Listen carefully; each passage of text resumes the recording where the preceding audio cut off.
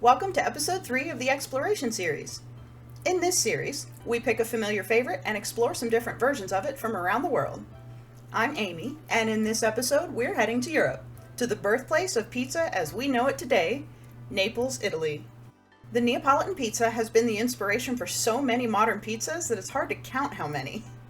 They began their evolution in the late 1700s to early 1800s and began as a simple flatbread with toppings.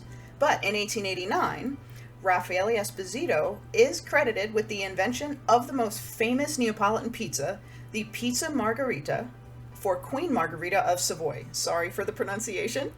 And he chose the toppings of tomato, mozzarella, and basil to represent the Italian flag. And today, we're gonna make it.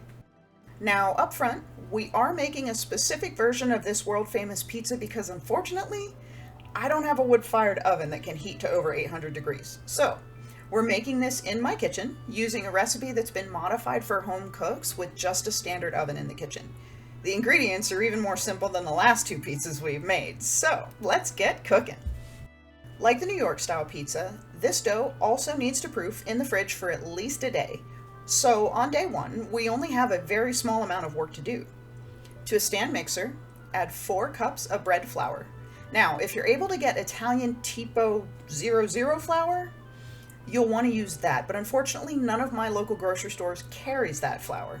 So I used bread flour as is recommended in the recipe I'm using. Next, we're going to need 2 1/4 teaspoons of kosher salt, 2 teaspoons of sugar, and 1 teaspoon of instant yeast. Give this a quick whisk to mix up the dry ingredients, and then we'll add 12 ounces or 1.5 cups of warm water. And you want this to be between 105 to 110. Mix this in the stand mixer on a low speed just until the flour is incorporated. I did scrape down the bowl once just to get the flour that was further up on the sides of the bowl, but even then, this only took about 2 minutes.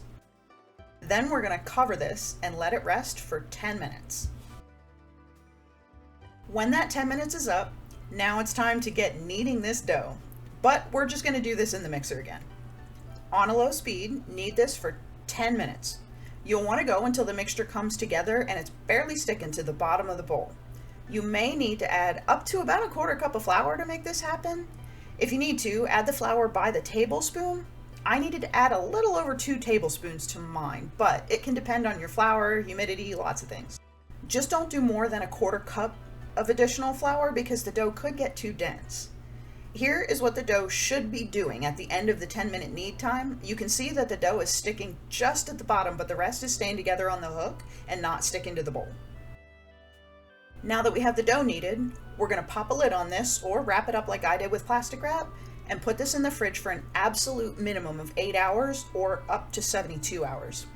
I kept my dough in the fridge for about 24 hours, which worked out great. And that is it for day 1.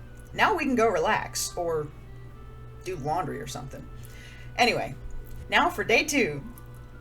We're going to pull our dough out of the fridge and transfer the dough to a floured surface. And this is the point I got a little worried because the dough was a lot more dense and heavy than I expected. But I kept going because I was determined to see this through. We're going to sprinkle the dough with a little more flour and cut the dough into 6 pieces. Shape each piece into a ball and make sure to pinch the bottom to make sure the dough holds its shape. We're going to coat 6 containers or bowls with oil, put each dough ball in its very own little container, and either drizzle more oil on top or roll them around so that each ball is coated with olive oil. Now we just cover them with plastic wrap, and these will sit for about 2 hours until they double in size. While this dough is rising, let's get some of our other ingredients ready, starting with our sauce. And this sauce is so simple, I was thinking, is that it? We need a can of whole peeled Italian tomatoes, and I have a can of San Marzano peeled tomatoes here. Pour the can of tomatoes into a mesh strainer and break up the tomatoes with your hands. I poured the can in a bowl and fished out the tomatoes so I could save the sauce for something else. You want to squeeze the excess juice from the inside of the tomato through the strainer. Now we take our tomato mush and we pour it into a blender. Add a 1/2 teaspoon of kosher salt and then blend this up until it's a nice smooth sauce. Since my dough still had a while to proof at this point, I put this in the fridge to wait. A About 20 minutes before the dough was ready, I grabbed the mozzarella and the basil from the fridge to get those prepared. For this pizza, we need that fresh, round, whole milk mozzarella. Traditionally, you would want buffalo mozzarella, but that is not commonly carried in southern Arizona, so I used regular cow milk mozzarella. I was able to find it already sliced, but if you can only get the fresh balls of mozzarella, you'll want to slice it to 1/2-inch thick slices, similar to what I have here. I have 2 packages, or 16 ounces of cheese here, and I did use all but 1 slice for these pizzas. We also need to drain these, so place them on some paper towels, and then cover them with some more paper towels and let them drain for at least 10 minutes, because we don't want any extra water added to the pizza. I also got another bowl to put about 1/4 to 1/3 cup of flour in it, because we're going to need this later. For the basil, remove the leaves from the stems, and you're going to want about 4 to 5 leaves per pizza. It does really depend on the size of the leaves, so you want 24 to 30 leaves total. Now the last thing I did was to make sure I had my sauce, my cheese, some kosher salt, olive oil, and my basil all close at hand, because this is about to get crazy. Get your broiler going and place the top shelf to the highest point you can get it and still have room for your pan. Grab a 12-inch cast iron or stainless steel oven-safe pan. I don't have a 12-inch cast iron, so I'm using this 14-inch cast iron pizza pan instead, and it worked just fine. Okay, so now we have everything ready and our dough is done, so here we go. And now I'm not worried about my dough anymore because it is light and airy and fluffy. It's just wonderful. I'm going to roll the first dough ball around in the bowl of flour we got ready earlier, and then sit it on a floured surface. Using your hands, you gently start stretching it, and then pick it up and start stretching it like this, around and around until the dough is about 8 inches in diameter. To get the final evolution of your dough, put it back on your floured surface and gently stretch the edges until the dough is about 10 inches in diameter. Your dough should be pretty thin in the middle and thicker around the edge. Now we're going to take our pan, dust it with some flour, heat the pan on the stovetop on high until the flour starts to smoke a little. Then place the dough on it, and here is where the craziness begins.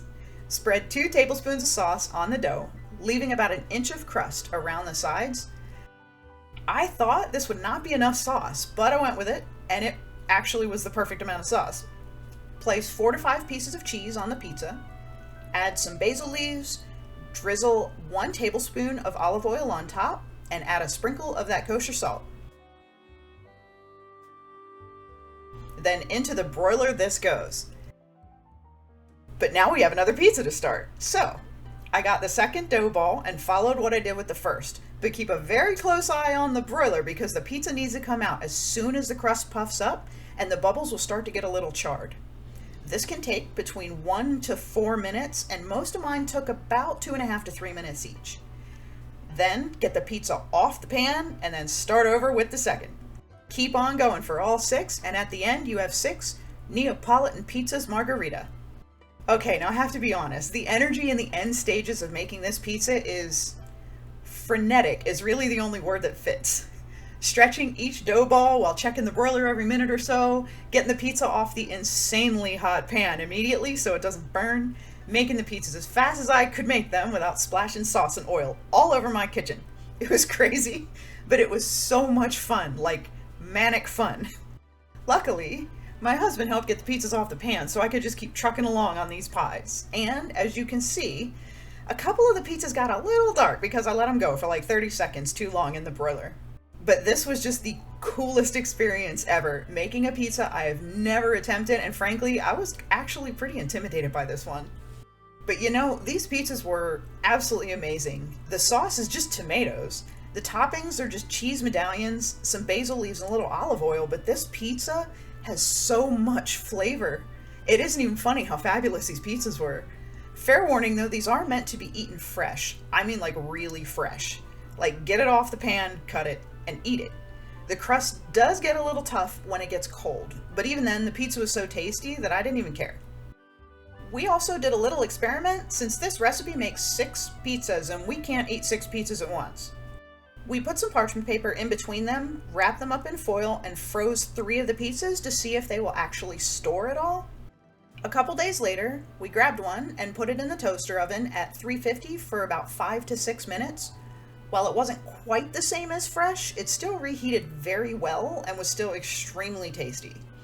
I would say that this could probably store for a few weeks in the fridge.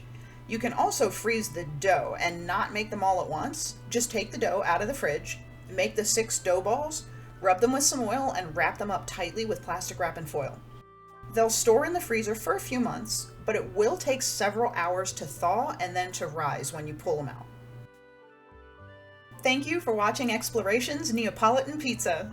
Please like and subscribe, and leave a comment if you enjoyed the video, or especially if you try your hand at making this one, because even though it gets crazy in the end, it's so totally worth the crazy. Stay tuned for another episode of Explorations next Wednesday. We're not going far, because when you're in Italy, why would you ever want to leave when the beautiful island of Sicily is just a hop, skip, and a jump away? Also, come and hang out with me on Sundays for some tasty home cooking. I hope you have a wonderful week, and I'll see you here next Wednesday for some more exploring. Bye!